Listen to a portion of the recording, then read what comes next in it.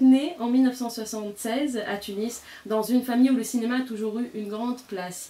Votre tante était la femme de Beheddine Artaya, donc réalisateur, producteur. Il a produit notamment L'Homme de cendre de Noli Bouzid, Les Sabots d'or, Baznès, Halfawin et j'en passe. Donc pas mal de productions, de grandes productions. Est-ce qu'on peut dire que vous êtes tombé dans la marmite étant petit? Est-ce qu'on peut dire ça? Non. Non, du tout. Pas d'influence? Franchement, non, parce que bon, je voyais ça un peu de loin, donc du coup, c'était plutôt... J'étais surtout spectateur d'un cinéphile qui regarde souvent les films, et c'est vrai qu'à chaque fois qu'on se réunissait en famille, on prenait le temps d'en parler, sans plus, c'est-à-dire que... Voilà, on était dedans. Généralement, ça se passe comme ça, j'imagine, dans les familles, c'est-à-dire qu'on n'en parle pas forcément, et on reste, voilà, c'est peut-être inconscient ou c'est devenu un petit peu naturel de parler cinéma sans qu'on s'étale là-dessus. Mais ce qui était sûr, c'était que la passion était là, ça c'est certain. Et très tôt, c'était... De manière naturelle, spontanée, franchement, pas de béguin, pas de déclic. Même, j'essaye parfois de remonter un petit peu le temps comme là tu le fais, pour voir qu'est-ce qui a fait que, et puis je me dis, je me rappelle de rien ou presque, parce que depuis le début, c'est les années lycée, j'achetais un petit peu la revue, le magazine Première, je suivais plus ou moins l'actualité, et j'étais curieux de voir les films. Et a posteriori, c'est vrai que je me dis, par exemple, La leçon de piano, ce genre de film, j'étais plutôt jeune et je me dis, c'est vrai que c'est un peu bizarre d'aimer ce genre de film quand on a à peine 14-15 ans. Voilà. Donc voilà, mais je ne me rappelle pas d'un déclic particulier ou ce genre de choses.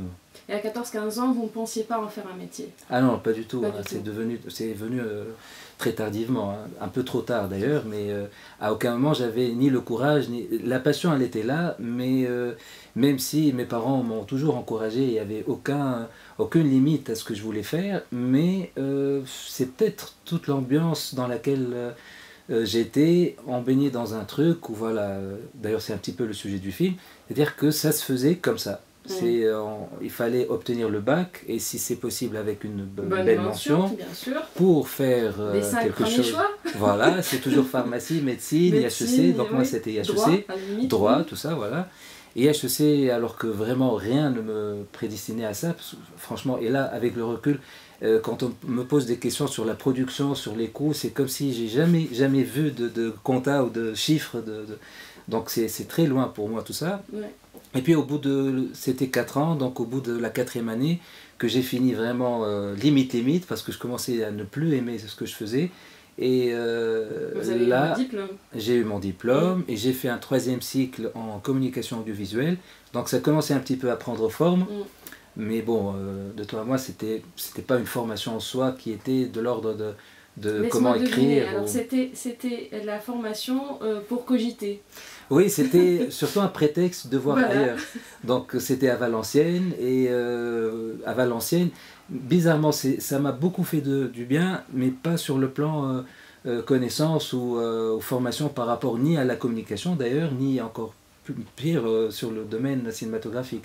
Je gardais juste l'envie de voir des films et l'envie d'écrire, voilà.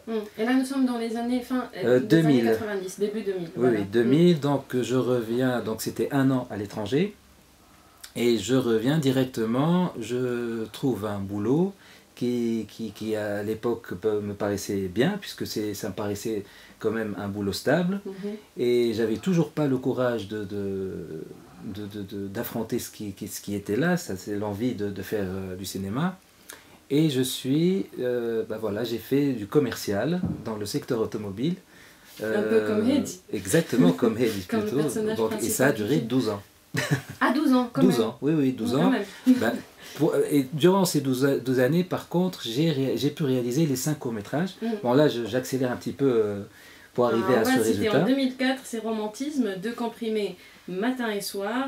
En 2006, c'est Comme les autres, Kif Lochlin. Ça, c'est un court-métrage qui a eu le Poulain d'argent au FESPACO. En 2010, c'est La Vague, Mouja, dévoilé au JCC 2010 et sélectionné à Cinémafrica 2011 de Stockholm. 2013, c'est La Consécration, on peut dire presque, parce que Salma a eu beaucoup de succès, le court-métrage, pour finir avec Nhabak Hedi en 2016. Donc, il y avait juste un 4e, juste avant Salma, c'est Loi 76. Oui. Ouais, Donc 72, 72, je ne sais plus du coup.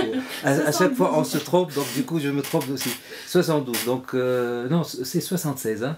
On parle de loi 72 qui existe, voilà. Mais le film s'appelle loi 76. Du coup tu m'as fait douter. Non, c'est votre film. Non, c'est loi 76, oui.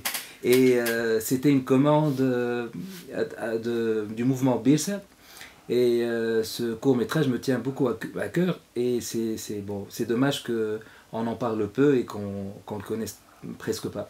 Donc voilà, c'est comme tu disais, 2 courts-métrages à raison d'un court-métrage toutes les 2 années, 2-3 ans. 2-3 ans. Voilà. Pour finir avec Nhaba Kedia, on va en parler plus en détail. On va juste marquer une petite pause.